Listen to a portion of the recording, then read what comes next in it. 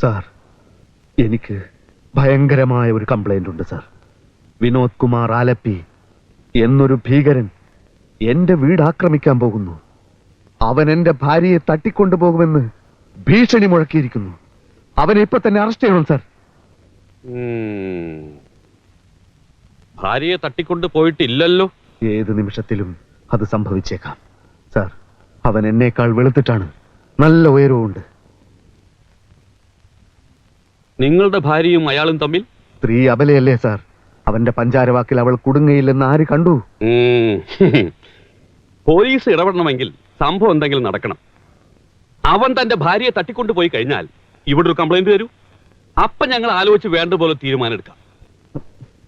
Sir, ചത്ത കുട്ടിയുടെ ജാതകം നോക്കുന്ന കാര്യമാണ് സാർ പറയുന്നത്. ഭാര്യയെ തട്ടിക്കൊണ്ട് പോയി കഴിഞ്ഞിട്ട് പിന്നെ എന്ത് കംപ്ലൈന്റ് ആണ് സാർ? എന്താ തന്റെ പേര്? തളത്തിൽ ദിനേശൻ. മോനെ ദിനേശ, ആ ഭീകരൻ തന്റെ ഭാര്യയെ തട്ടിക്കൊണ്ടുപോകാൻ വീട്ടിൽ കയറി വരുമല്ലോ. അപ്പൊ വല്ല തെങ്ങിലും പിടിച്ച് കെട്ടിയിട്, എന്നിട്ട് നേരെ അങ്ങോട്ട് വാ. ഒരു തെളിവില്ലാതെ ആക്ഷൻ എടുക്കാൻ ഞങ്ങൾക്ക് പറ്റില്ല കുഞ്ഞെ. അങ്ങനെ പറയരുത് സാർ, ഞാൻ കൈക്കൂലി തരാൻ തയ്യാറാണ്. എന്താണ് തന്റെയൊക്കെ വിചാരം?